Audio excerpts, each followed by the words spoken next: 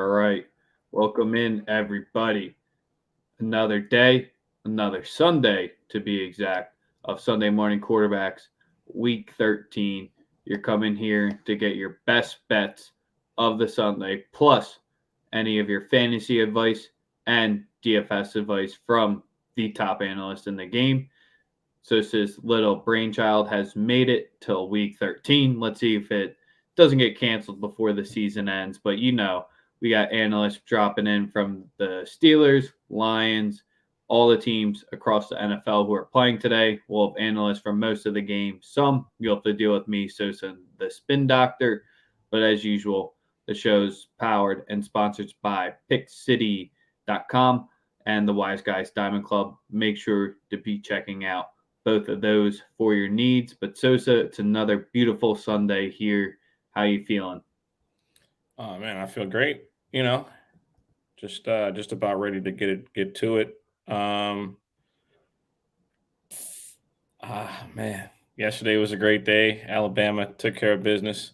Like I said all week, they would. They not only covered, they won. Um, just a good Saturday, good start to the weekend, the whole nine. You know the deal, man. Like I said, it's just a good start to the weekend, and I hope that tonight today and tonight we get back to where we were yesterday, because it's lovely to be in the winner's circle day after day after day, sport after sport after sport. It's beautiful, man. I can't I can't be upset about anything. It's going great. No, sir. So the YouTube link is tweeted out from Daily Bread Media's channel. We are also live on Twitter. So jump over to the YouTube page to be able to get into our comments, drop, stardom, situm questions, anything you potentially have. This is your way to get there. And like yesterday, the paid for play fellas, they killed it on the college slate. But let's get right into it for today, bringing in our first analyst right off the bat, because just like him, or just like me, he's got plans to get to soon. So let's get into the Pittsburgh Steelers versus the Baltimore Ravens with our man Jammer. How's it going, guys? What's good, my guy? How are you today? How you feeling? I just saw a comment from Roddy. He said he's alive, but he's dead inside. And that's kind of how I'm feeling about these Steelers right now. So coming off of 4 straight wins, we tied the Detroit Lions, the winless Detroit Lions, have a shootout out in LA, almost make a miraculous fourth quarter comeback. And then last week against the Bengals, just absolute mayhem on the defensive side, giving up 41 points and offense only putting up 10. And then over the last couple nights, we get some rumblings in the Steelers locker room that this is going to be Ben's potential last season. So kind of wanted to start off the show with maybe some highlights from Ben's career. He's one of 8 quarterbacks to pass for over 5,000 yards in a season, 6th most passing yards all time, 5th most passing completions, 8th most passing touchdowns. He's currently at 410, potentially gunning for Dan Marino's 420 and Phillip Rivers' 421.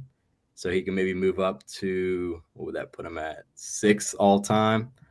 3rd most fourth quarter comebacks, 2 Super Bowls, over a 70% win rate against the AFC North.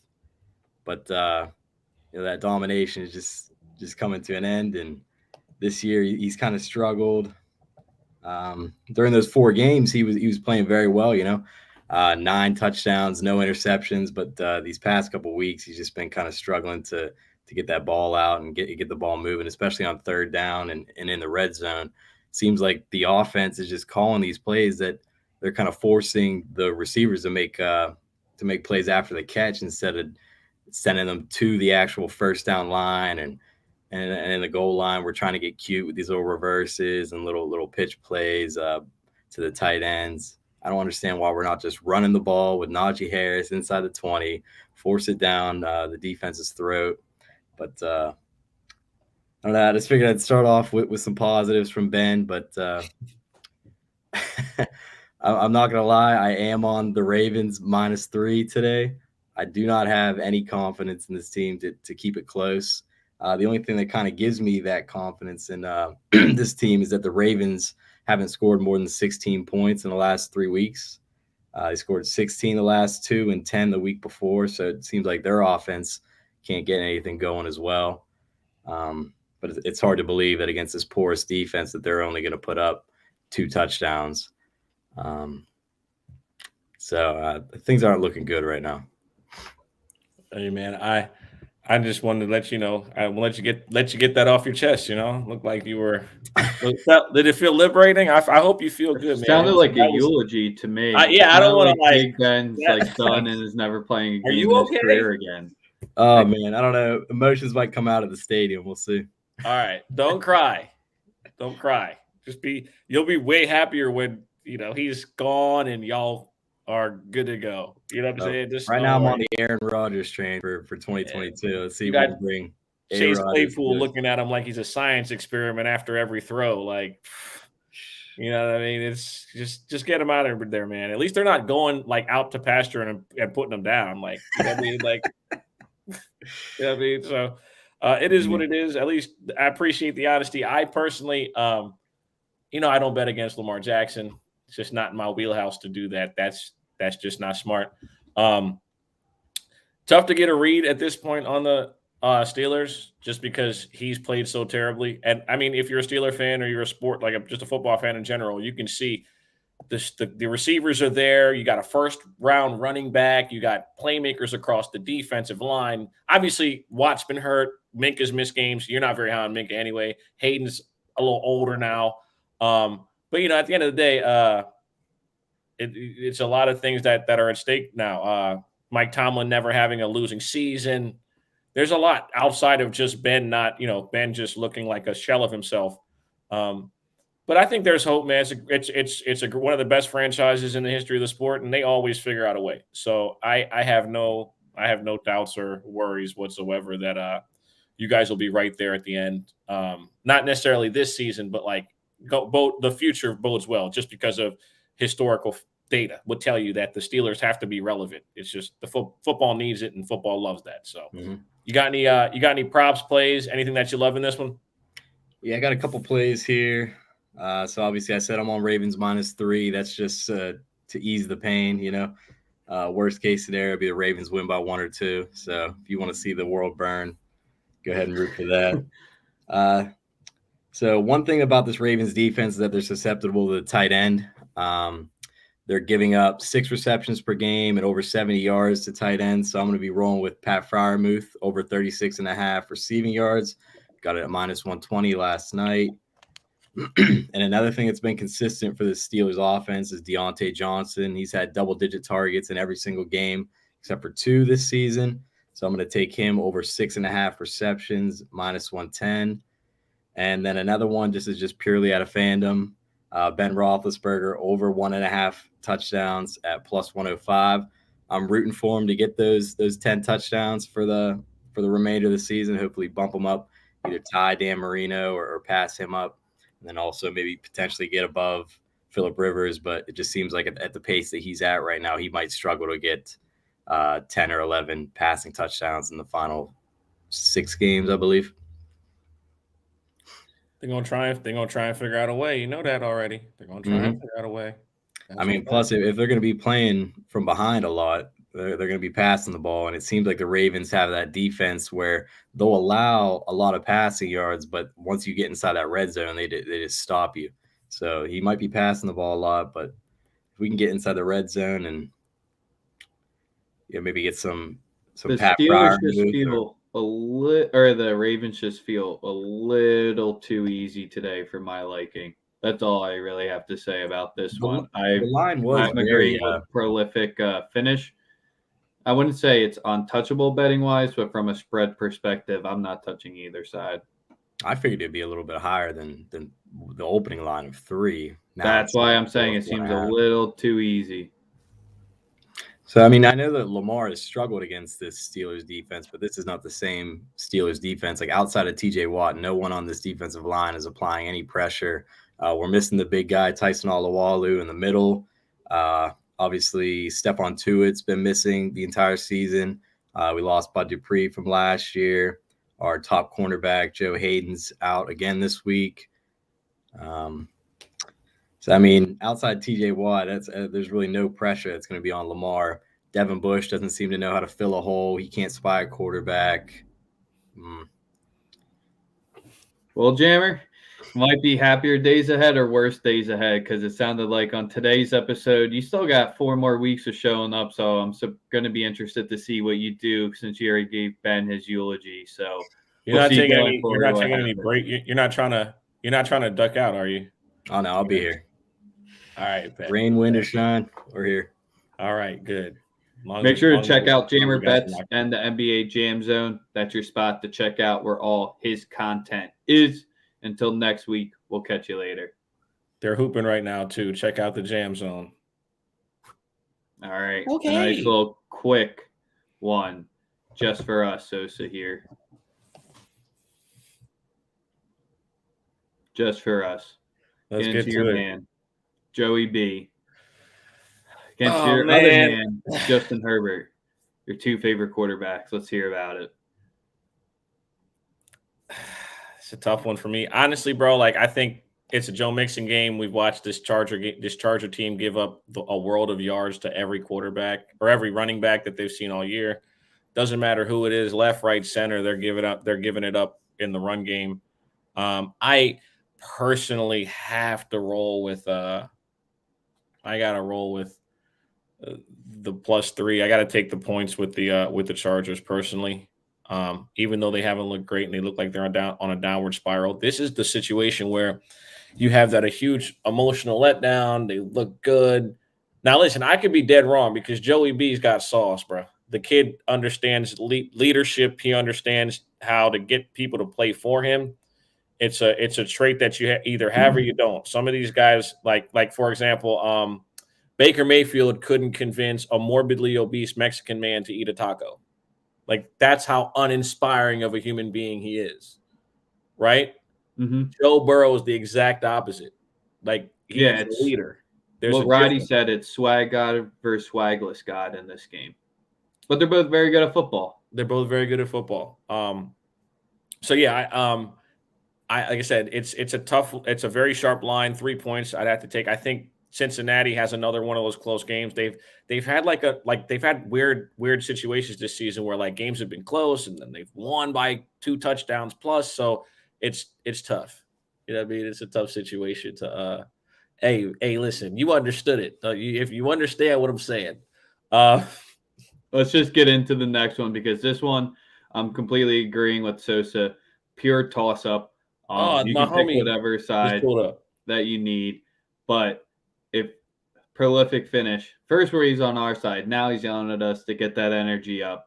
And there's few analysts where the energy ultimately comes oozing off of him. And you know who we're going to. Even though they don't have a win, he still is probably the most energetic man on our cast. The most energetic person. What is we got a tie, though. You do have a tie. Hey, no losses. Not all losses. Not all losses. You can't go 0-17 if you have a tie. Fair. That's fair. Yeah, I can't. That's undeniable. That's a fact. How are you? What are we coming off? We coming off the Thanksgiving game, or who'd y'all lose to last time? Dog, yeah, the Thanksgiving game against Andy Dalton and that was the last loss. Yeah, that was Thanksgiving. Yep. So we got, the way I'm thinking about it, we had a couple more extra days to plan. Goff actually came out there looking not terrible after his hurt oblique threw that bomb to Reynolds. And we were in the game, but you already know we couldn't get it done. Dropped the ball, broke my heart on Thanksgiving while I'm eating with my family, making food. I'm like, God damn, Lions, come on now. But I have a good feeling about this week, though. Even though we don't got Swift, they don't have Cook. So both of our best ground weapons are gone. Williams, I feel like he can get it done. He showed that he could in Green Bay. And so he can come in, be that lead back. And we also got 2 young dudes in the backfield, too, that's going to pick it up and help it. As long as Goff just does what he needs to do, doesn't do as dumb of things, and the defense is performing, I think we'll be okay. That's dumb. I feel you. Hey man, listen, this is tough. When y'all lose DeAndre Swift, who was such a huge piece of the offense, it's really unfortunate. It looks like he just continues to get in, like injuries just getting away with him. Every single time he looks like he's turned the corner as a player. Yeah. Something always gets in the way for him. I can't bet on y'all, man. Betting on y'all is like juggling landmines. All three of them at the same time. Not even grenades. They're going to blow up. I can't touch it. +7. It's +7 though. Come on. Man, listen, no, I can't do it. I listen, I know you're going to, and listen, I can't bet on you. Bro, listen, it's just a tough situation, bro. I wish you the best. I mean, I wouldn't wish Jared Goff on any of my enemies. I wouldn't do that to my enemies. I wouldn't want him as my quarterback. So and we all know why he's happy as shit today, today, even though the Lions aren't there. Michigan. It's the clearest thing in the day. He just hasn't brought it up yet, so that's why Picari's still feeding off all that energy. Oh yeah, just to be number 2 and get waxed by Georgia. I can't wait. Hey man, listen. You know what's funny? Ask Rex. Rex, I talked to you this morning. What did I tell you about the national championship? He said Michigan's going to win it all this morning, but that's for a different. That's for a different show. Let's get back. We're not gonna talk about that. But I said that this morning. That's for different time later this week. So, what's your plays for today, my man? Guys, this is what I'm rolling with. So you already know. I'm coming along. I'm not doing the money line. All right, I got the Lions +7. It hasn't moved all week. Even with after Swift, we got the news that Swift wasn't going to play. So. That's right, Jammer. So I got the Lions +7, and then I also took the under at 46.5. It's up to 47 now. It might fluctuate. I feel like that hook between now and game time, and then a couple props that I'm good with. I got Williams to score anytime +130, and then I'm running it back with Reynolds anytime to score +380. Hey, I love the Reynolds pick based on him having some level of rapport with him. They've obviously played together before. I'm actually going to run it back with my guy again, St. Brown. Amon-Ra St. Brown. I like his game. I just think that, boy, he got jerked again last week at +370, anytime touchdown. Amon-Ra St. Brown. I do think that Cook not playing will have some level of an issue for that offense. But again, I can't. The points, divisional game at the crib, maybe. But listen. The 2 times I did bet with you, we won. So we did. Let's hope for a good one. Rex, you got anything in this one? I really got to be on Picari's side with the +7 here. It just seems I knew I'd get one of y'all. At the crib, I mean, it's going against the 1 p.m. god, as Sosa loves to call our man Kirk. And in the dome, it could just expose the cornerbacks for the Lions that much more and just let Thielen and them go off. So you kind of just have to go back to that big prevent style, just hold them to field goals and just hope you get a few more points in them, because the live, anything greater than 10 would be like my number 1 suggestion in this one. But if you want to get something locked in pregame, I'd take the +7 as well. Yeah. And I was surprised too. I was looking, they had our team total at like 19.5. I'm like, oh, Vegas, you thinking highly of us. Okay. 19.5 is high for the Lions. Got it. Yeah, it's the highest since the Packer game, and they went under. Yeah, because they went under in that one too. So I know, because it's been chilling at like 14, 16, like the past like couple weeks. And I've been getting 56 of the money. Allegedly. That's allegedly. I think that number is actually much higher in the other direction, just based on where you get it from. Remember, these Action Network places and shit, they be sounding good, but they be lying. Take it with a grain of salt. Always take it with a grain of salt, unless you're going to get to someone who actually works at a sports book. Right. But Kari, anything else you want to say before we flip on to the next one? Go Lions, baby. You already know +7. And we going to get our first win this week. I'm calling it. I've been BSing this whole time. Y'all already know we winning. come see me at 4 o'clock. I'll either be really sad or really happy. Y'all already know. That was just bullshit, dog. You know I'm about to pick my team to win. Like this guy. We gotta love it. We'll see if the spirit ever goes down, but it doesn't seem like it's LL going Cool to P at this point. on the Twitter. Make sure y'all locked in with our guy. He's very, very much an asset to the show. We appreciate him. Now, who else? What we got next? We got another. We're gonna bring in the spin doc, and then we're gonna talk about this game. What's up? All right. What it do, Doc? How are you today?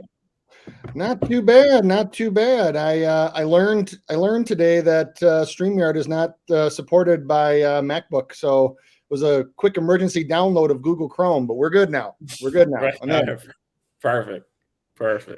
Happy Sunday, everybody. Likewise. Yes, sir. I don't know if it'll be a happy Sunday for the Giants fans in this one. Pretty funny one. Daniel Jones is going to be out with the neck injury. They replace him with the longest neck in the league. You already saw all of those memes going on in there. We got 6.5 home favorites here for the Fins. 4-game winning streak. What, you still laugh? Is it true? Man said the longest neck in the league. I don't know, man. They were taking pictures of Davis Mills' neck and like making it crazy. But yeah, you're right though. It's Glennon, right? Yeah. Oh yeah, you're right. You got that one. Hey, he's a former Buck, man. I saw that neck for like 3 years. Giraffe man. All right. Listen, in this one, man, I'm rocking you. You already know I'm rocking with Miami. They look to be on a roll right now. The defense has played better. Last 4 weeks, they've looked good. They run a lot of cover zero. I'm not going to even lie to you. The reason why they're playing well is they got their best defensive player back. Xavier Howard's back. He obviously makes it different. He moves the meter for that team. I don't know what it is exactly that he does, but he wanted his money for a reason, and he's showing that he's going to get paid. Teams just start slow. I mean, that was literally just what happened with this one. Just in a funk. Teams have gone through it each time in the season. Your team's probably gone through it unless you're the Cardinals, who are currently 9-2. Every other team's gone through a funk, and theirs just started it off. And the bounce back's got to be the most convincing things to the fans right now, because you can go above 500 if you win today, correct? I believe so. Yes, they can. No. They'll be one. They're 5-7 right now, I believe. All right, don't fact check us, but Spin, what are you thinking for this one? Yeah. Yeah, I like the Dolphins too. I think that having Glennon win them a game, especially with the way the Dolphins defense is playing, is just going to be a bridge too far. I actually gave out some advice earlier, which for Saquon Barkley, which it wasn't necessarily to sit him in fantasy, but if you have other equal options, this might be a week to consider it. Reason being is that the Dolphins are 5th in least points allowed to fantasy running backs. Obviously, Glennon does not necessarily scare anybody to throw downfield. And they also, in the last 8 games, they have not allowed any single rusher to touch 90 yards. Myles Gaskin so, I think that this would be the week, if you're going to consider sitting Saquon, to do it. However, based on how your team is made up, you might have to play him. But I would not play him in DFS. I am iffy on any of his props. This is not an indictment of Saquon the player. This is just what he's likely going to be facing defensively. So the last single rusher to touch over 90 yards against this Dolphins team was Jonathan Taylor. And like I said, that was 8 weeks ago. MVP. So, Jonathan Taylor touches 90 yards against everybody. So I gotta play in this game. It's a plus 600. Miami's defense touchdown. Correct. Yeah. Miami's defense to score a touchdown. Plus 600. Talk soon. Dude, I was looking up at this one as well. If you're starting Miami's defense in fantasy the past 3 weeks, you've gotten 18, 17, 4, and 25 in their past 4 weeks. Correct. Fire it up again today, home at the crib. They'll eat. And actually, Miami's defense first touchdown scorer could be a helicopter for plus 2,800. All right, let's get into the next one, because bullpen ain't here yet, but that's a little funny one. your game spin. Okay. And how bad is it going to get type of game? No, no. These two teams in Atlanta typically play close games. I have said on this show many weeks that I don't take college spreads in the NFL unless it's the dog. This is very close to a college spread with the 10.5. I think that it's just a little bit too much. I don't see any way the Bucs lose the game. However, I do see the Falcons keeping it within the spread. So I would definitely go with Atlanta with the points, but I also would go Tampa Bay team total over. I actually might go both teams team total over for this one. I think there's going to be a lot of points, and actually I'll make this an official play. I gave this out to Diamond Club members. Kyle Pitts, longest reception, over 21.5 yards. The Bucs are the 25th ranked defense against tight ends, and they have allowed this in almost 60% of their games, meaning a tight end to have a catch for longer than that amount. They have actually allowed it 2 straight games, and that was to Jack Doyle, and Kyle Rudolph actually had receptions of longer than 21.5 yards. There's no Calvin Ridley still. Pitts is clearly the number 1 receiver. I actually think that Pitts could cash that by halftime.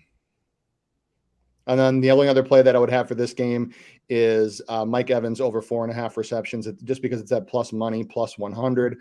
I saw the Godwin prop come up in the chat. Yep, I don't mind that one. I don't mind that one either. I think that Godwin's prop for 6.5 is a little too juiced for my taste. I wouldn't go under, but I wouldn't go over either. I wouldn't take it. All in all, I mean, I can see this definitely being like a 38-32 or a 35-29 or 30, somewhere in that range game. I think that the scoring might start slow, so there's maybe a little bit of value in the first half under, but I can see it picking up, and I can see him just going back and forth down the field in the second half. So those are my looks for this one. Quick, fun question for you here. Is Cordell Patterson going to ruin fantasy football for everybody? For this positioning going forward, we saw Montgomery with the Packers try to do it before. What Patterson's doing this season's been kind of absurd from a fantasy production standpoint. And at what point is he truly a running back and wide receiver? Yeah, it depends on how your league classifies it. I'm in leagues across a couple formats, and some have just made him a running back and just said, nope, he's a running back. That's how it is. Others have left him as both and left it up to interpretation. It's kind of like the Taysom Hill principle from last year. Like, was he a tight end? Was he a quarterback? And then when he started at quarterback, people could still start him at tight end. I've always been a big fan and like making rules in our league that it's where the guy plays the majority of his snaps and everybody gets one position and one position only. That's my personal take. However, I do know that especially free sites like ESPN, they typically will leave it pretty ambiguous for what a guy is classified as. And then if you don't have like a league vote or a league discussion around it, then you're leaving yourself open to people exploiting it like that. So, which sucks because there's only one of him and then there's 10 or 12 people in your league. So only one person gets the benefit of it. But I would always say for anybody in a fantasy league is that if you see a guy that's having that kind of thing happen, like, it was Ty Montgomery, it's Taysom Hill, it's Cordell Patterson, I would always say just have some kind of league decision, whether it's commission decision or vote, and you just say whatever he plays the majority of his snaps at, that is his position for fantasy, period. So what was your play before I cut you off? I got 2 plays. I posted them on the comments. Tyler Johnson, anytime TD at plus 440. Russell Gage, anytime TD at plus 290. I like both plays very much. I like Pitts to go crazy. I also like Gage to have a good game. Tyler Johnson, they haven't really gotten any production from a third guy. This is just simply me taking a ticket on a third guy. Yeah. Yes, I mean, we all know that Evans and Godwin are the guys. Evans gonna play over top. Also, someone was asking about under half a pick for Tom. I'm taking him to throw at least one. Me too. I don't know what y'all have been watching, but he's forced some stuff. One, he has forced some throws, and he hasn't looked great. I mean, Leonard actually obviously covered.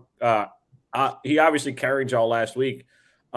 But that's what you're supposed to do against a team that runs zone on every play. Like, you're supposed to run the ball. Like, that makes sense. That made perfect sense as to why it worked. I mean, Indianapolis plays cover 2 on every play.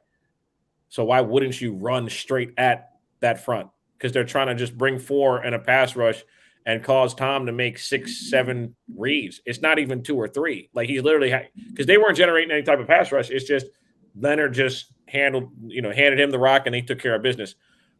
Anyone saying this is a blowout? Listen, that was Jersey, Silky Man. Pause.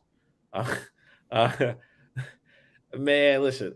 I don't think it'll be a blowout. If you guys watched the first game, Tampa Bay was actually very fortunate. They had 2 defensive touchdowns in that first game. 2 extremely like freak plays. One was like a super freak play where like Edwards tipped it and then tipped it to himself, caught the ball, and took it back. It was one of the best plays you'll see all year. And Atlanta was looking fine. They looked just fine. That was the first game where they actually figured out a way to, put things together offensively, and they were moving the ball just fine against the Bucs. I mean, remember, just like every offense has moved the ball just fine against this Bucs defense. Sure. I'm not here to lie to you. Everyone's moved the ball against them. It doesn't matter who they've played. It's just they've been opportunistic. They've turned over. Like when they've won the turnover battle, as you can see, that's Tampa has been good on that when they've done that. I'm just taking a ticket on those 2 guys because I'm thinking that those 2 guys have a legit opportunity today to get some super reps in. Tyler Johnson, I think he gets playing time, and Russell Gage is a guilty by just opportunity individual. So yeah, that's all I got. Yeah, just one last quick note on Russell Gage to accentuate your point, Sosa. He's seen 7+ targets and has 5+ catches in 3 of his last 4 games. And when they played the first time, he saw 7 targets against the Bucs in week 2, and that was with Calvin Ridley playing. Obviously, Ridley is out today. So I think that if you have Russell Gage on your team and you need a wide receiver 3 or a flex, especially in a PPR, I think that he is he's a low end wide receiver 2, but if you have him in a wide receiver 3 or flex, he's a phenomenal play. All right. Let's get into our next game here. And we're bringing in the safest man in history in a parked car. Seatbelts always on. Our Bears correspondent, Steven Carlson, showing up with the shades on in December. A little chilly, but never too cold for Steven. What's up, my man? Not much. I mean, the Bears are doing what the Bears like to do. We get just enough wins to keep our shitty quarterback, but not enough losses to help actually rebuild the team the way we're supposed to. And now we got Arizona. I mean, it's gonna be tough this week. They still want to start Andy Dalton. I don't know why, but it's whatever. I'm just trying to endure the rest of the season at this point.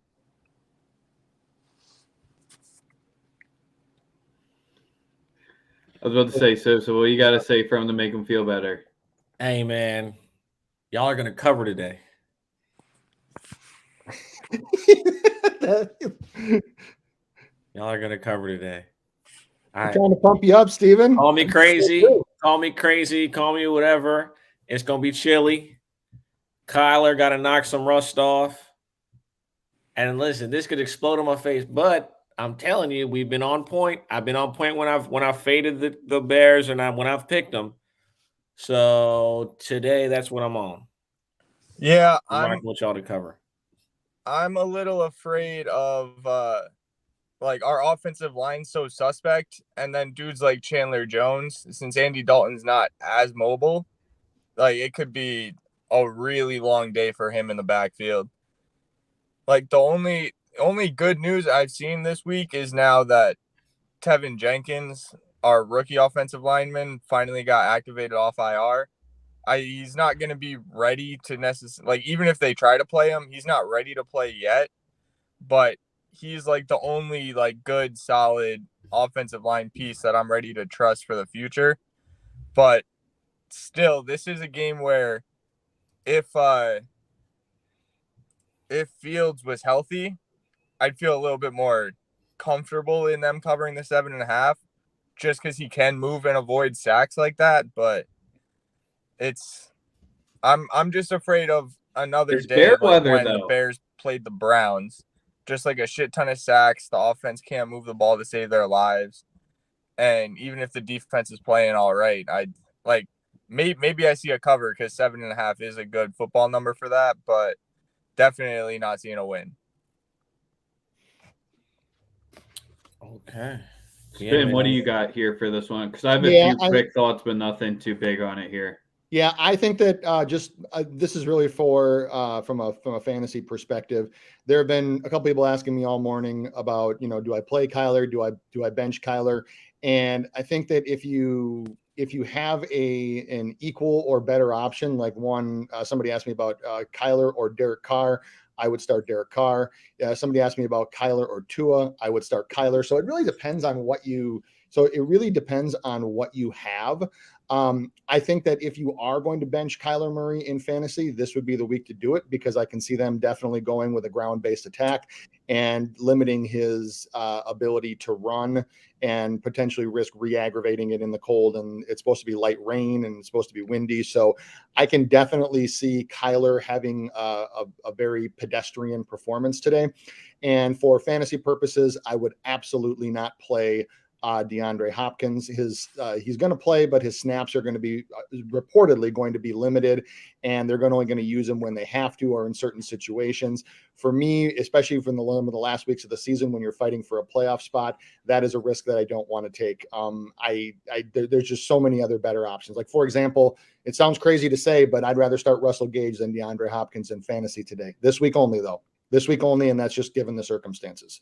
Obviously, would you still target Mooney to start today from the Bears, or would he even be like, that's where I'm trying to say he's even a tough one at this point because with the bear weather, I would definitely have to be on the points here because if it's Kyler's first game back, what do you like to do, especially in this type of weather here? It's another one where if you get something over plus 10 live, I think you just got to do it at this point. But this one has a lot more chances of getting ugly than I think the Lions-Vikings does.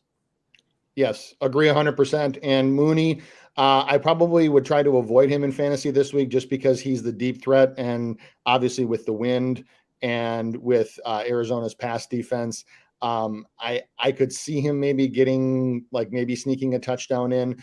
But if you're hoping for the deep balls that you saw on Thanksgiving when they were indoors against Detroit, you can probably forget about that one today. Steven, is that your Boise hoodie? Yes, sir.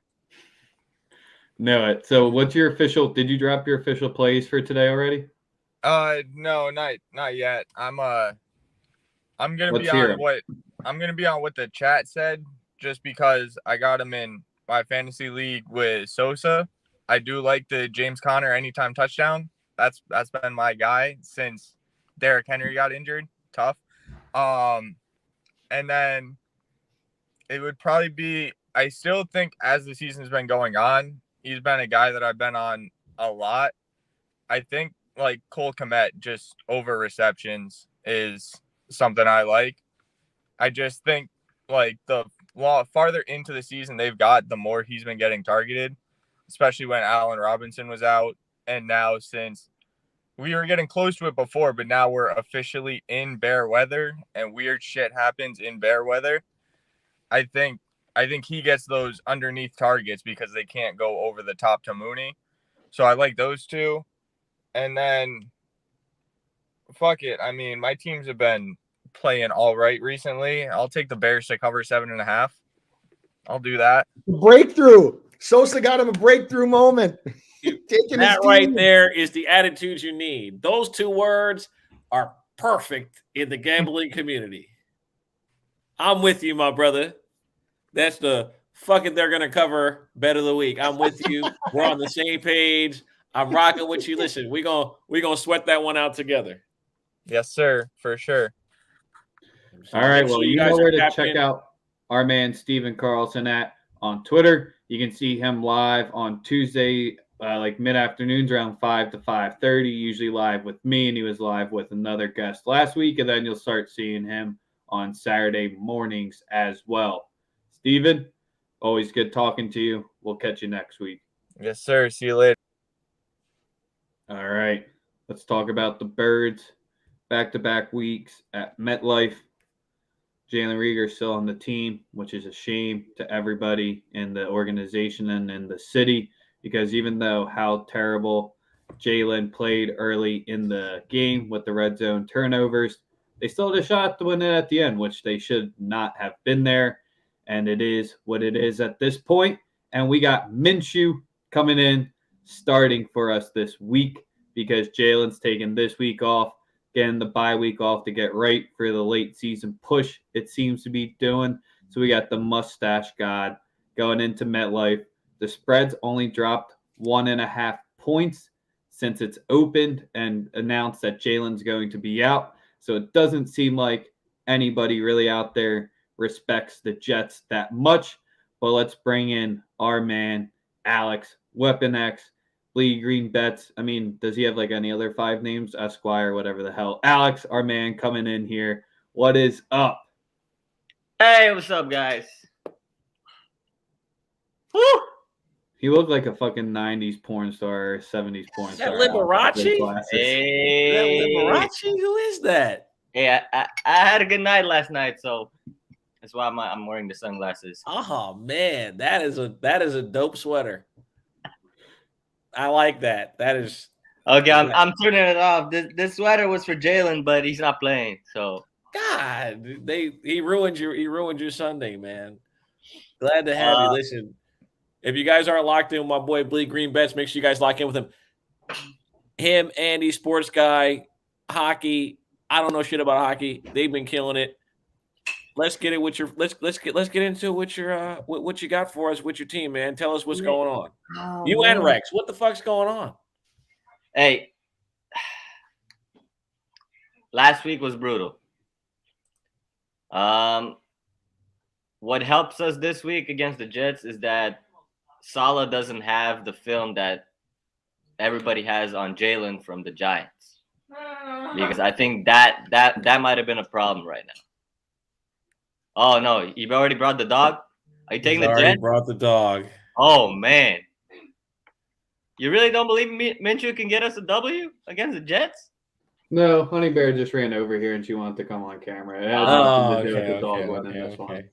Okay, because Wilson's starting, right? Yes, Wilson's still starting, correct. Absolutely. Okay, so sprinkle in Maddox to get an interception, sprinkle in Slate to get a pick. Both of those are at 475. The other one's at plus 725. I expect that list a pick from Wilson this game. They are going to try to run the ball, but hey, we stuffed them, and Wilson's been terrible this season. He's not ready to be a starting QB in this league. He did look good against the Houston Texans, but that was the Houston Texans, right? So for me, I think that's the difference that's going to be that Wilson's going to make a lot more mistakes than Gardner Minshew will. Gardner Minshew is at least a professional. He can get us a dub. I wish I could grow a mustache for him, but I can't. My mustache looks like a Dirty Sanchez. Like Sidney Crosby's. Exactly. I mean, in this game here, what the Birds are basically telling you is they have the full confidence that they can set up a system and set up a scheme to make Minshew flourish enough to be able to put up, 28 points in order to win the game here. That's what the Eagles organization is telling you is we've beaten the Jets every single time they played in the franchise's history. They don't respect them enough, and the whole reports until, yesterday? Hurts was going to be playing. And sure, they're keeping it under wraps, and it was hush-hush and everything like that. The organization probably expected the whole week for Minshew to play. They're just saying, we're better than you. Our defense can control Wilson. And what I was telling people earlier in the week, if Wilson wasn't starting, I'd probably be a little bit more concerned. But since Zach Wilson's back there, I think they win. If that gets down to a 3, then I'll probably have to play it. But until it's at that number, I don't think there's much value back in the Birds here. Yeah, I think the spread is still a little too big. I think the disrespect on the Jets is still big. But again, that's your boy Sosa. Saleh is not is not a bum coach. He's a really good defensive coach. He knows Hey, I've marched a lot of that back. I don't know if he's a I've good. marched a lot of that back. Listen, I thought he was the guy. I lied detect. I might have been Maury Povich on this one. Like that might have been a lot, bro. They have a lot of guys not be that guy. They have. They're allowing like 30 a game though on defense. That's what the Eagles are saying is even if Minshew's starting, it doesn't matter. We'll put up 30 and we'll keep you under 28. They've been god awful, bro. They have, but they've also had a lot of injuries at key positions. Especially May. May's one of them guys that when they lost him, that was really tough on their defense. Quincy Williams, I think, is not playing today, right? So he's out. He stuffs the middle.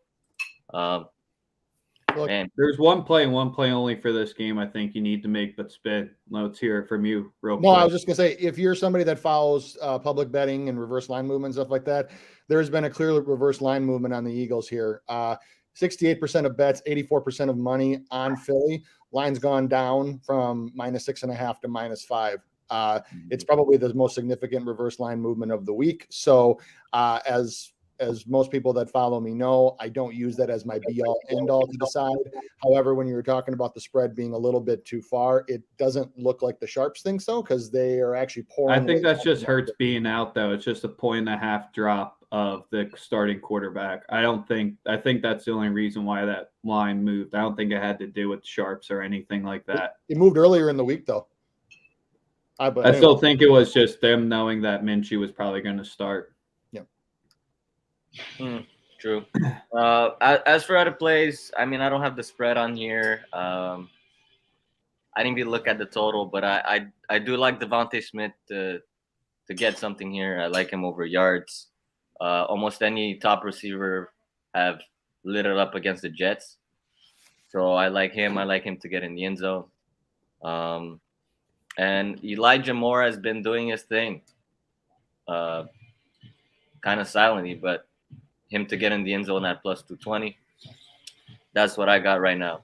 I don't have any props for Gardner yet, probably because the late announcement. So we'll see what the books get for that. But that's what I'm playing. Devontae Smith over 59.5 yards at -110, and Devontae Smith +140 at anytime TD. Today is the day that you didn't pick him, but Quez gets in the end zone today. Quez Watkins is going to score a touchdown today, +350, anytime touchdown. He gets in the end zone today. I'm glad you got me on, L. I was just waiting for you to not pick him. My choice is his usual other go-to one is I was going to say I think you target either Gainwell to get into the end zone or Gainwell's rushing and receiving combined because Howard's out. Boston Scott, if he's confirmed out, then I really like it because you already know Sanders is back, but he doesn't. Scott's still questionable. I haven't seen him officially ruled out yet, but if he's ruled out, the Gainwell anytime touchdown scorer, passing and receiving yards would be nice because he'll be playing a decent amount of snaps with Sanders still a little. Let me see what's that at. That's actually really, really good news for the receiving part because he's probably our best receiver. But other than that, Alex, you check that up real quick because we got to move on to the next one, and I got to get out of here. All right. Hopefully we win. We love you. Make sure y'all check out Bleed Green Bets. Sure.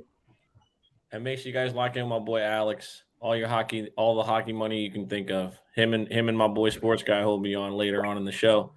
Let's get on to the next one. I'm gonna spin it, bring on Goose, and he's gonna replace me, not for the rest of the show, just come on as our analyst, but Sosa and Spin will catch you to the end. I'll be out of here. Deuces, fellas. Keep killing it. Appreciate you, my brother. Goose, welcome in, my boy. What's up? We ready to get to it. What you you obviously have another big game this week playing the Rams. You did great yesterday. Appreciate the work on paid for play, man. You paid for play has been a hell of a season. Thank you. I went out and celebrated from the season, and I'm a little hurt right today, but we'll be all right. Glad you made it though. Glad you're here. And this is a tough one for me. I have no action on it because the Rams have been unimpressive I don't want to really touch anything that has to do with that team. Mm-hmm. As a Niner fan, I hope they continue to lose. I have nothing positive to say about them. But, it's been another season for Jacksonville followers. It's been a rough one. What do you like? What are you seeing? What are you thinking? All right. So I got like a helicopter play. Plus 525. What are we talking? Jaguars money line. Nah, I'm just kidding. I'm just kidding. I was waiting to see like the bong or the joint somewhere where you take a big hit after. Nah. So, real talk though, this is a weird game. Like the Jags are professionals. They're professional athletes. They get paid just like the Rams. But I kind of think the Rams are gonna think they're playing a JV team, and I can't fault them. Look, yeah, the Rams are home. The Jags stink. It's a 14-point spread, 13.5. This game is just gross written all over it. I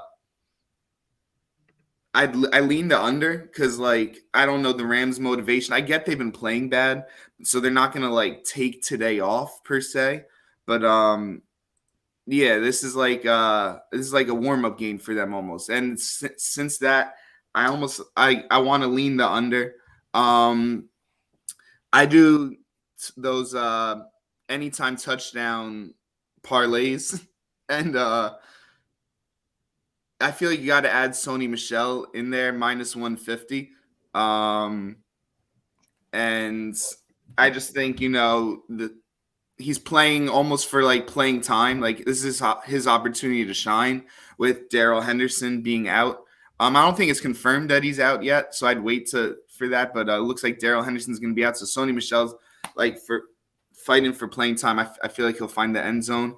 And I got a weird play. I really dug deep for this because I really want to give some winners. Matthew Wright, the kicker for the Jaguars, over 5.5 points. That's just 2 field goals, or if they get lucky and get some touchdowns, plus 105. I think I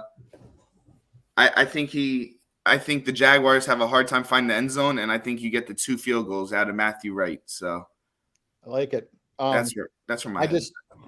The only play that I was going to give out for this game is Matthew Stafford to throw an interception. It's at plus 100.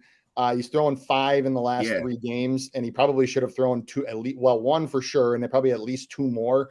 The Jags D actually has 3 interceptions in the last 5 games, and Stafford is in the bottom half of QBs with interception percentage. So the percentage of his passes that are intercepted. In fact, he's in the bottom third at 2.46%. So while the Jags are pretty bad in defensive pass DOA, they actually are higher than you'd think in interception percentage. So with Darrell Henderson out, I wouldn't be surprised if the Rams throw a little more early and often, and would not be surprised to see an early pick. So this is more an indictment of Stafford than to say that I'm all over the Jags D, but 5 interceptions in 3 games. And like I said, he probably should have 7. So at the plus money, I would say Matthew Stafford, it's over a half interception at plus 100. I dig that. I love it, man. I love that. Yeah, I don't have too much on this one, man. Like I said, you're not going to get me to pick the Rams. Although if I were to pick them, I'd probably pick them to cover just because all the numbers would trend that way. Weather being a factor, the incompetence and injuries of Matt Stafford being a factor for me, it makes it absolutely untouchable. I will, however, take another ticket on wide odds, and that's going to be Trevor Lawrence anytime touchdown. I'm a rock with it. Put a little something on it every time it happens. The game's on turf. Yeah, I'm taking Trevor plus 500 anytime touchdown. Let's get it. So I just have one more thing for this game, and I don't know if it's any of you in the chat. I know it's not the 2 that I'm sharing the stage with here, but when I look, there's almost 31,000 bets total on this game, and there are a hefty amount of bets on the Rams money line straight up at minus 670. Free gambling advice. For the love of God, do not fucking bet minus 670. I don't care who tells you to do it. I don't care if it's the 400,000 unit lock whale of the century. For God's sake, don't do that. It is a statistically and mathematically stupid bet. So if that's one of you, then rock with it today because it's already locked in, but please don't do that again. All I was right. shocked to see that. And then- Minus 670. Don't do it. So go ahead, Goose. I just wanted to quickly say that Trevor Lawrence has not been playing bad. Tavon Austin scored a touchdown last week for the Jags. That's how bad they are. And that dude can sling it. I like the rushing touchdown. That dude he's going to go out and compete even though they're losing every week. And yeah, so the Jags found their quarterback, but they need everything else. And I'm a little worried because like the Rams kind of been playing bad and they need to get right. Hey, man. But nonetheless, don't want you to be too down on yourself. You had a great, like I said, it's been a great college football season. Look forward to seeing you on Paid for Play for basketball. If you guys aren't already locked in with Goose, you can check him out at Cole's Corner. You'll see, you're going to see him a lot. Appreciate you, my brother. Let's flock. Yes, sir. All right, Spin. So yeah, as we move forward, we got a couple other games on the slate left. See, I'm not usually the host, so there's a lot of shit that Rex be doing. I'm over here like, man, shit, I gotta pay attention to all this shit. But yeah, we're gonna start up get into this next game. We got our guy from Canada popping up. He's here. Got the pink Dewey as always. Yeah, let's just get KD up here, man. You know the deal. Bring him in. He feeling himself right now. His team done had a couple of wins. They done figured out a way. They done got out of their way. Slow and steady wins the race, dog. But I'm still. It's a marathon, not a sprint. Like I don't know how many other cliches we could throw out there, but you could do that when your team's getting dubs. That's it, dog. I mean, I'm still hurting from yesterday, dog. I'm still hurting from yesterday's parlay, man. Houston fucked me up, man. Oh man! I heard the dogs were barking this weekend. I had Baylor early payout. I had Bama early payout. I took Utah State early payout. I was waiting on Houston. Game was 13-14, and after they just shot the bed from there on. But it's okay, man. That's how it goes sometimes. Still a little hurt, but we right back at it today. Yeah, that's it. That's it. We right back at it. What's going on, guys? Tell us what you got on this one. What you like? What you liking? Personally, I like Renfro and Morrow under receptions. They're both at plus money. Morrow at 3.5 plus 100, and Hunter Renfro 6.5 receptions. The over actually at plus 120. I like Morrow on the anytime TD because last time Darren Waller was at, he put up 6 catches, 60 yards, and 1 TD. So I could see him finding the end zone again today. And Renfro is just Derek Carr's guy, so like he'll be eating up all the receptions all game. You know what I mean? So like those are two of my personal player props. And I'm obviously running on the money line Raiders at home. The number dropped. I think during the week it was like 2.5, and it dropped to 1.5 because of the Deshaun Jackson news because he got hurt. So you could see or the injury report, I could say. So you can see how important he is to the team, like for it to drop a whole point. So, but I think he's gonna still end up playing, because we're like a vertical team. So, Zay Jones and Brian Edwards can't really stretch the field like that. It's really like Deshaun Jackson. So as long as he stays healthy, our offense should not be like slowing down. So, yeah, just give me the Raiders on the money line. I like that. And pretty much like for the rest of the schedule, like we're playing like a bunch of playoff teams. Like we got the Chiefs next week. Let me pull it up here. We got the Chiefs next week. We got the Browns after. We got Denver. We got the Colts. We got the Chargers. So like this is like our playoffs for us. Like we gotta come out like we need to grab a few wins here if you want to like see at least the wild card. I don't know if we're gonna take the division. That's still kind of up to grabs depending on the games against the Chargers and the Chiefs. But like this is like the hard end of our schedule to finish off the season. So you're gonna see what the team is kind of made of going on for starting today to the end of the season. Yeah, Absolutely. I'm all over the Raiders today.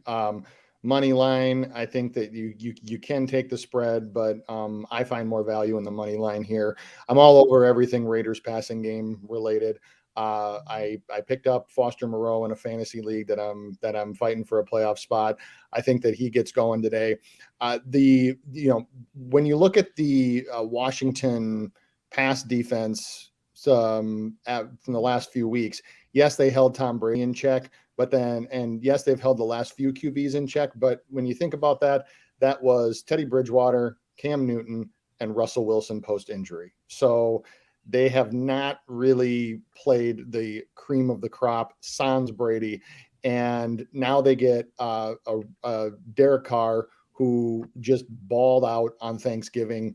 And I think that there's like at least 4 or 5 props in the Raiders passing game that you can take today, because even with those stellar performances, their defensive pass DVO rating moved up from 32nd to 30th. So they were so fucking bad that they hold 3 quarterbacks under 250 yards and they move up 2 spots. So, and they were quarterbacks that have struggled so far this year. So what that tells me is that when they got to go cross country on the road after Monday night, it's just a bridge too far for them today. So I personally think the Raiders light up the scoreboard today. I really do. Nice. Do you like the over on that spin? I like the Raiders team total over. I don't know about the full game. Okay, cool. Yeah, I'm heavy on the Raiders, man. I think I've been saying it on the internet. No quarterback has had rougher situations to deal with in their career than Derek Carr. The defense has always sucked. There's been no stability in the front office. There's been no stability in coaching. Whenever he played well and had a sustained time of playing well, he got hurt. He just had tough breaks. I just think, man, that it's time for some things to start going his way, man. Like you know what I mean? Like if you saw him, I was so confident they would beat the Cowboys after I saw him at the press conference, where when he's one of those guys that you never see mad. He never gets upset. He's just even keel, very, very, very big time Jesus guy. Always. But when you saw him after that, the Bengals game, and he was like, you could see him mad. I was like, there's no fucking way he goes out here and loses to the Cowboys. No way. Not a chance. It's just certain guys, they're not vocal, but once they start talking, people shut the fuck up and listen. I think Derek Carr is one of those guys, and that I think people just knock him. They don't understand how good of a leader he is. Because for you to be a quarterback, to go through coach after coach after coach, there's a reason why they keep you. It's not just because you're average. It's because you're good, and they got to put the pieces around you. Every time they put the pieces around him have fallen apart. That's a fact. It's never been him. He's been the only positive constant in Oakland for the last 10 years, the only one.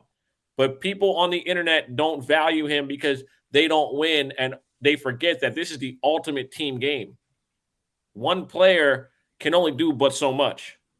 Well, and when you look at obviously not there anymore, but John Gruden's two main coaching stints, which in Oakland first time and then Tampa, what did he do? Right, he brought in a veteran, like older than Carr QB. What did he do when he came here this time? He kept Carr. It's the only time in his career that he has kept a guy of Carr's level of experience, number of years of experience in his jobs coaching. He brought in Brad Johnson in Tampa, and then there was Rich Gannon in Oakland. And yeah, that's true. But I also think, I know Carr's up for an extension. Like, I know Mayock is gonna have like 3 big decisions at the end of the season, like Carr's extension, what are you gonna do with Rich, and then in the Davis, I should say, Mark Davis, he's gonna have a lot, and what's he gonna do with Mayock? Like, so I find the rest of our season is gonna dictate how the hell all those 3 guys like move. Like, I don't know if he's gonna keep Mayock. I don't know if he's gonna keep Rich or maybe look for another coach. And no idea if he's gonna extend Carr because it's been 8 years about. If I'm Derek Carr, I wouldn't I'm sorry to cut you off, but if I'm Derek Carr, I wouldn't even want an extension from y'all. Just let me go. Just let him and let Derek Carr go to a team that's first off, if Derek Carr ever gets to enter free agency, you will see his value across the NFL because there are a lot of teams who would love to have him as their quarterback. I agree. But again, the public media and the perception of him is so negative because they don't win. And again, they always forget this is the ultimate team sport. It is not just one guy. Like I said, one guy is not gonna completely move the meter. If that was the case, the Rams would be undefeated. Simple as that. Because if we're talking about talent, they got all of it. Yep. There's no cohesion though. They're not a team. Not too bad. And like I've been very critical of Carr. Like there's some days where I'm high on him, some days where I'm low. And but I've also said, like, if he's not with us and he goes to another team that's way more established than we are, he guarantees he's going to get the Super Bowl. He will ball. But I truly believe he wants to stay with the Raiders. I truly believe, like, he wants to stay here and he wants to win it out here. But whatever Mark Davis decides to do at the end of the season, I would give him the extension, you know. But I've been vocal about it. If A-Rod comes knocking on the door with Devontae, then I will take them. And like I could let Carr go. Who wouldn't, right? Like, you know, I could let Carr go. I would take him too, and take it easy. Man. I give up Trey Lance, Jimmy Garoppolo, Bosa, every first round pick. If them two, if they pulled up tomorrow, empty the bank, take everything. Immediately. Fucking defense. So yeah, man. So we're gonna see, but like I said, man, the end of our season is gonna be tough. But this is what shows if your team is made to be in the playoffs or not. These next any final official any final official looks that you like before we get on to the final two? Well, yeah, the 2 player props. Renfro. Renfro over 6.5, Morrow over 3.5. They're both plus money. Love plus money. And I love give me the money line on the Raiders. Those are the 3 that I'm going with. And Renfro anytime touchdown. Sorry, as well. Perfect, bro. Appreciate you as always. Wait, I said one more question for KD. Is there a flag football game tonight? And if so, what is your TD prop at? There is a flag football game tonight. I have to check what time I'm playing. I believe it's 8:00. And give me the TD prop. I've been cold these last couple of games since the last time. So give me it at like plus 130. Give me plus 130. All right, cool. 5 unit lock. There it is. Make sure y'all are tapped in with my boy KD 2 times. I don't know what he's got coming next. I know he's always up to something. He might have some new tunes soon. I don't know. Make sure y'all are tapped in with my guy. Lock in with him. Appreciate you as always, my brother. Peace, brother. Hey. Sorry, just because I saw it in the chat. I think it was Juan that had a question with Rodgers on bye. Would you start Heineke or Tua? I would start Heineke. I think there'll be a lot more points in that game, a lot more passing. Giants are better against fantasy QBs than you might think. So if those are your two options, go Heineke. Perfect. So obviously this is my game right here. We're getting into San Fran versus Seattle. I obviously like San Fran to cover, not because I'm a hater, but because I just think that Seattle's packed it up. We have reestablished dominance of the line of scrimmage, which is the most important thing when you're dealing with a Kyle Shanahan offense or team. Ski, you're in the Diamond Club. You asking questions? Go look at the Diamond Club picks, bro. We got the Cincy LA play. What you doing? Ski? Also, follow Askia the Great. That's my he does all of my graphic design, all my stuff. Definitely my boy. Make sure you tap in, tell him Sosa sent you. He might give you a discount. In regards to this Niners Seattle game, I like us to cover. I think Seattle's they've packed it up, bro. They're unmotivated. Their quarterback doesn't want to be there. They don't have the talent across the defense. They don't have the talent across the offense. They're dependent on a quarterback that's hurt and that does not want to be there. I personally hope that Russ gets what he wants and gets out of town before he gets hurt, because the last time a guy wanted to get out of town, he broke his fucking leg on national TV, and that was Earl Thomas.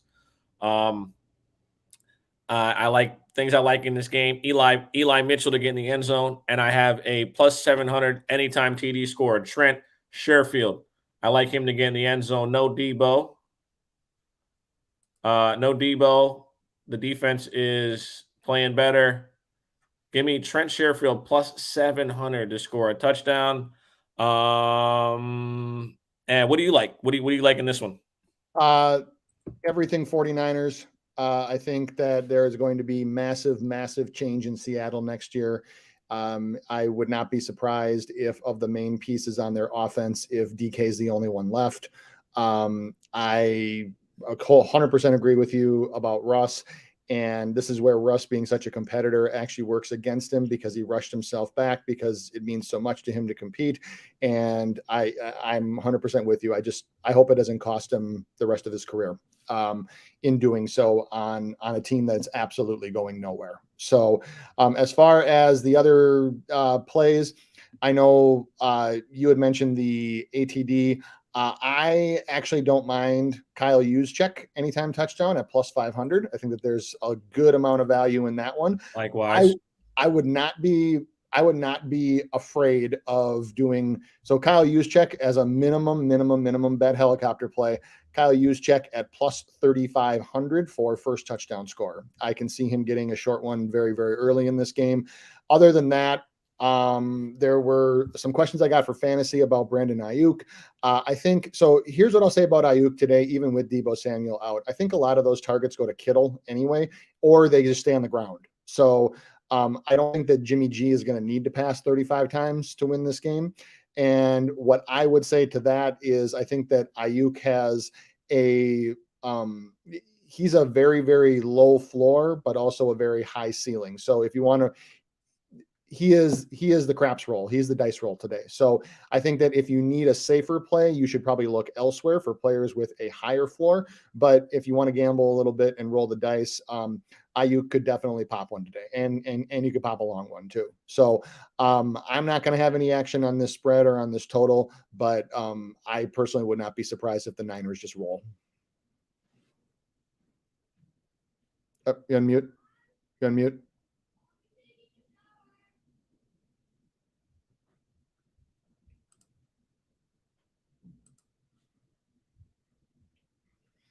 I'm over here talking on mute. I thought you were, but then I'm like, shit, is it my computer? What am I doing? So this is all Rex's fault. I never have to do anything. Dosa just dropped the most insane, crazy 14-leg parlay, and now he can't remember. And now I can't even remember the names on the. So I'm sorry, guys. I was just trying to help y'all, and y'all missed it. It would have paid like 10,000 to 1. Sorry, guys. Only thing I would suggest to y'all is enjoy watching the game. We're gonna get into this final game. Obviously, our man Chuck is not feeling well. Hopefully, he's good to go next week. He's currently day to day. In this one, we got a 9.5 point spread that I'm not touching. I really don't have too much analysis, to be honest, because it's a 9.5 point spread. Andy Reid historically off of buys is always really good. They look like they've turned the corner offensively and defensively. So, my reservations are enjoy the game. Hopefully it's good. And, that's really all. I can't handicap shit in this one, to be honest. Yeah. The only thing that I would take a look at here is the Denver team total under. The Chiefs have given up 17 points or less in 4 straight, and that includes giving up under 10 points to both Dallas and Green Bay. So it's at Kansas City, where they're tough. You talked about Andy Reid off a bye. I would look pretty strong at the Denver team total under. I think what you can also do is, if there is an opportunity where if Denver gets some early points, then you can look, because then their team total for the rest of the game is probably going to go up. Then you can look to jump on that. So I could see Denver getting a field goal maybe on their first drive, but then for all the shit that we've given them, and for some of the really just ass performances that they've had, the Kansas City defense has been on fire lately, and they have been absolutely on fire without really adding anybody either. So super huge credit to Reed, to the coordinators, to everybody on that team for really getting it together, because that's something that could have fallen apart real fast. So Absolutely. other than that, I'll probably have another prop or two for Diamond Club members before game time, but I didn't really cap this one this heavy. This one, I hate the spread. I don't like the total. The only thing that I think has some value is Denver's team total under. For sure. And I'm on the same page, man. So like that pretty much concludes week 13 of, Sunday morning quarterbacks. We've been through the full slate. May have some plays dropped on the Twitter timeline. Again, appreciate you guys. Please hit the like button, the subscribe button. Make sure you guys are locked into Daily Bread Media. We go live every single day, give out plays in all sports, and that's what makes us different. Today's football, but every single day we give out plays for every sport, and this is what we do. Again, if you tuned in, appreciate you tuning in. Again, hit the like button before you bounce. Shout out to Bullpen Bets real quick. Yep. Our boy didn't pop on today. Obviously, they have a bye. Make sure you guys are locked in with him. He's on Pick City now.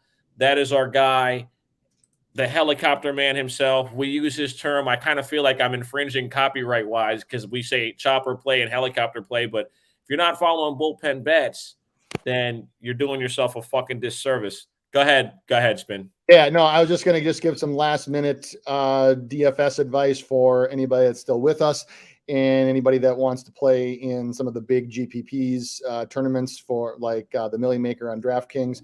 For quarterback, I would strongly look at Lamar Jackson. He's going to be he's high priced, which means he'll be low owned. The Steelers are 29th in defensive DVOA. Obviously, last week they looked like they just completely quit. So I think that Lamar can show up huge today for you. For running back, if you're going to spend up, you're going with Jonathan Taylor. But if you have Lamar, you probably wouldn't have the money to do that and field an even semi-decent rest of your team. So I would actually look towards a guy like Sony Michel. You could also look, if you want lower ownership, you can look for Antonio Gibson. Wide receivers. So this is the classic contrarian play. Obviously, he had a completely horrific game on Monday. I would look, I'm not necessarily taking any of his props, but I would go with DK Metcalf. He's at one of his lowest price points all year, and he actually has a significant speed advantage on the outside against the cornerbacks that he'll face today. So he's same price as Mike Evans, but Evans is projected to be one of the highest owned wide receivers today. So Metcalf's ownership is going to be low, and I think that you can actually sneak him in today. Tight ends. I mean, it's going to be popular. It's going to be chalk, but George Kittle has to be one of the guys here. Deebo Samuel's gone. That's 31% of their target shares. And I can't see really anybody else besides the ground game being a beneficiary of this besides Kittle. Some people might think, well, with Waller out, you can sneak in Foster Moreau. Here's the problem. Foster Moreau is almost minimum priced on DraftKings. And so when you have a guy that's starting like that, he's going to be super high owned. That might win you a few bucks, but it's not going to win you big money. And then for defense, I would not be afraid of taking the Bears defense here, especially with the crappy weather. We talked about it earlier, how it might be an ugly game. So those are just a few plays that I happen to like for DFS tournaments. And you can always DM me for any other ones that I have.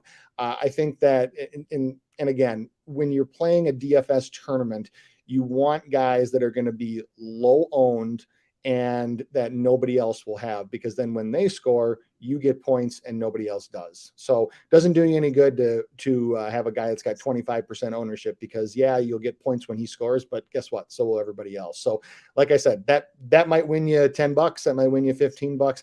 That doesn't win you the big tournaments. And that's why you play those things. Absolutely. So man, everyone, appreciate you tuning in. Again, we're about to get out of here. Spin Doctor.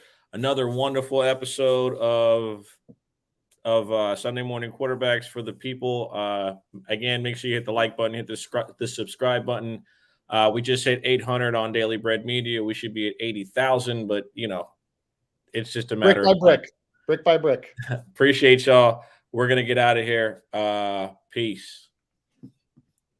See you guys.